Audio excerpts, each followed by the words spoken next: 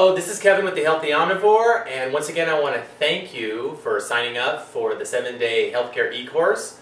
And we are now on day 2. Day 1, we learned all sorts of stuff about real food, how to create a shopping list, how to shop, how to put the proper foods in your home.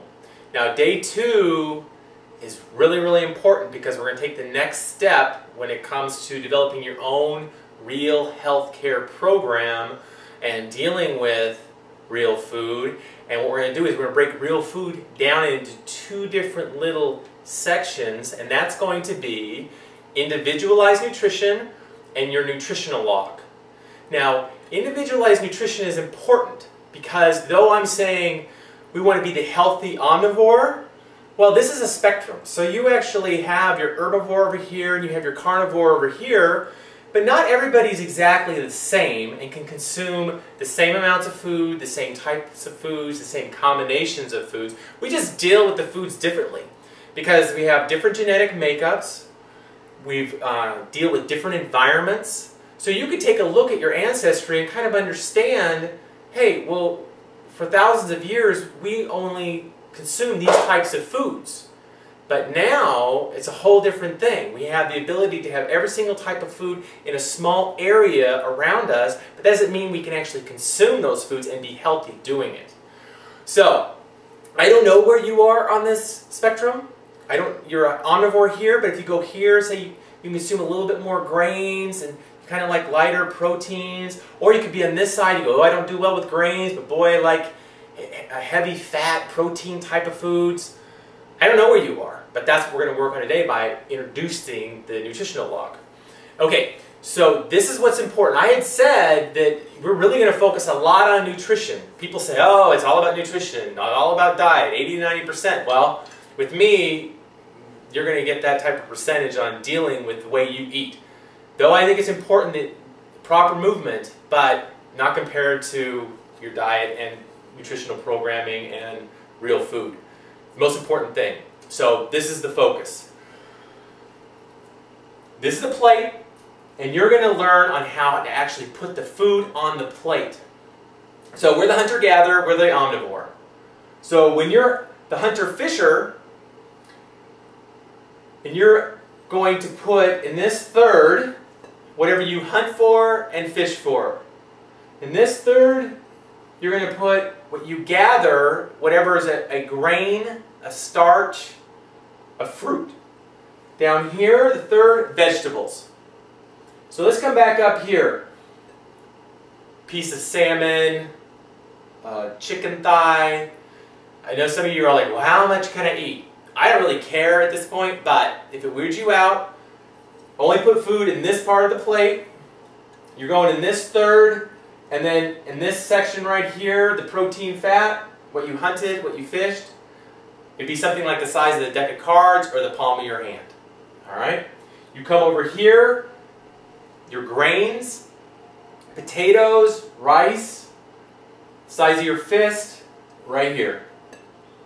Now you're down here, you're going to do vegetables. And actually, if you're going to overdo it, this is where you overdo it. Because this is where you're just loaded with nutrients, tons of just antioxidants, phytonutrients. I mean, it's just unlimited, especially if you're getting the good quality that we talked about yesterday.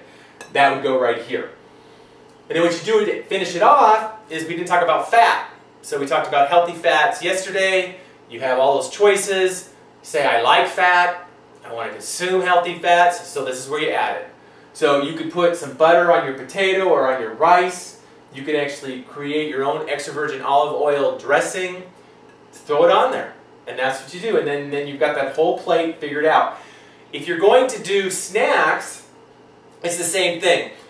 A lot of people won't do like, oh, what they hunted for or what they actually caught. What they'll do here is on their snacks, they'll do seeds and nuts. So that would go right here in the protein fat section. And then over here, this is where they'd go grain, or they would actually go starch or fruit. And we didn't talk about fruit for dinner, and I'm going to come back to that, or for your regular meal, but I'm going to add that. Now, and then you would have a vegetable. And whenever you do a snack, you have to add a vegetable, at least one. You could add more, but you have to add one.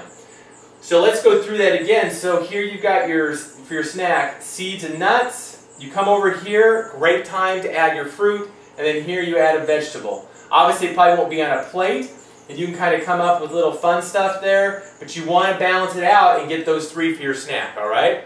Now, for dinner or for lunch, and let's say this great time of season where you have all sorts of wonderful fruits out there, and you want to add fruit to your meal.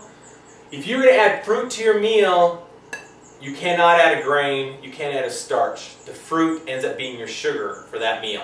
So what you would do is you'd go hunt, fish here, vegetables could be as big as you like it, to be honest with you. And then with that, say you're not going to do a salad this time, you're going to do some type of steamed vegetable, you're going to do some type of side dish, boom, right there. And then later, when you're done, you add that nice fruit that you wanted to add. Alright? So then you're actually done there. So that's how you put together your meals, and that's how you put together your snacks. Then what you do is you go to that nutritional log that you'll find on the website. You can copy off the PDF, you can actually copy and paste off the website. I don't care. Put together your own, what's going to be best for you type of nutritional log. But here are the keys. Time, the meal, and you can be basic. You don't have to be real specific on the amount you can consume. I mean, really, initially you don't need to know that. It's not the most important thing. But the most important thing is that 1 to 2 hours after you consume the meal, you actually write down and jot down how you feel.